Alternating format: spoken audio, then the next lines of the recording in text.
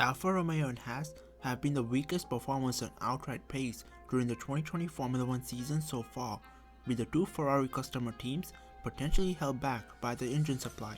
What's up guys, Formula News here, and on today's episode, how much is the Ferrari engine affecting Alfa Romeo and Haas? While Alfa Romeo and Haas have been better in race conditions, decisively faster than Williams and both with points on the board, it looks set to be a long, hard season for them. Realistically, they're fighting for the best position of 8th in the Constructors Championship, given AlphaTauri has been consistently ahead. Alfa Romeo currently holds that position thanks to Antonio Giovinazzi's 9th place in the Austrian Grand Prix, with Kevin Magnussen's 10th place in Hungary after the formation lap pit stop call penalty cost him 9th place. But the performance picture suggests more points could prove hard to come by. It's no coincidence that when it comes to qualifying pace, in particular, the Ferrari power teams are suffering the most, ignoring the Styrian Grand Prix weekend because the true qualifying pace picture was only partly revealed by Friday practice. Before the wet Saturday, Ferrari was 0.93% and 1.17% slower relative to the outright pace this year than it was in 2019 at the Red Bull Ring and Hungaroring. This is also reflected in the performance of its customers. Haas was 1.08% slower relative in Austria and 1.75% off in Hungary, with Alfa Romeo's deficit 1.86% and 2.19% down respectively. This is a significant slide. For Alfa in particular, the picture is deeply concerning.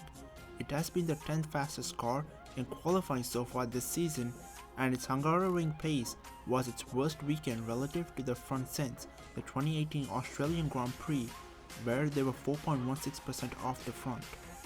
While the Ferrari engine is hurting it, it's clear Alfa Romeo has problems that, as always in F1, are rooted in the aero side.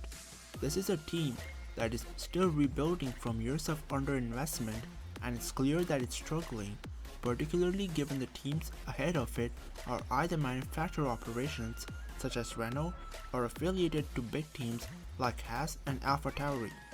While Raikkonen's race was compromised by starting forward of his grid position and a resulting 5-second penalty, the Alpha still wasn't going to score points without a huge slice of luck. On a non-power sensitive track, it was poor, and in the absence of any specified problem, we have to conclude the Alfa Romeo is lacking in downforce as well as power in qualifying. But there is hope.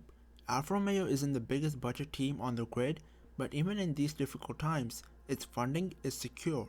That means that unlike some of its rivals, notably Haas, it will continue to have new parts on the car. For Haas, the situation is more straightforward. It does not have any upgrades coming, and its design and aero testing programs are minimal, while there remains uncertainty over its budget. This is dictated by the number of races and how much money F1 brings in for its mix and match calendar, so it could be some time before Haas starts to bring any serious updates. Braking problems ruined Haas's first weekend of the season, but things were a little better in the second event at the Red Bull Ring despite sacrificing qualifying performance. But in Hungary, Haas managed to return to the front of Q1 with Kevin Magnussen qualifying 16th, then taking that 10th place, albeit with the assistance of a track position boost, and Ferrari driver Charles Leclerc's struggles. What was most encouraging was that the Haas drivers were happy with the feel of the car in Hungary, saying earlier in the weekend that it allowed them to push with confidence. This was supported by what Magnussen did in the race. Pace-wise, Haas was certainly hurting qualifying team in Austria and Hungary, lapping 1.08% and 1.75% relative to the pace than they had the previous year.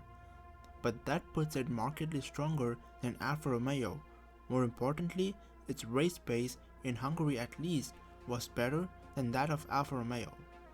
Given we can be sure that Alfa Romeo and Haas have engine parity, this suggests Haas has a clear downforce advantage, considering there are a few such high downforce tracks where high drag is not much of a penalty on the calendar, especially with the Monaco and Singapore Grand Prix lost for 2020.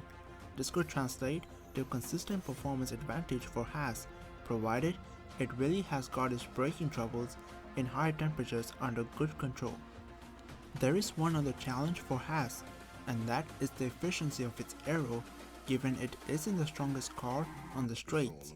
A lower downforce but more slippery Alfa could well prove stronger at circuits where downforce isn't as overwhelming as the Hungaroring. It's clear that running Ferrari engines is a big disadvantage in qualifying. The fact Haas is closer to the back of the main part of the midfield, back with AlphaTauri, the team ahead of it, is encouraging. But even with a stronger engine package for qualifying, it's clear neither team has an outstanding car. And while the race pace is better, going into every race with poor track position, having struggled to escape Q2 is going to be a huge challenge for both teams.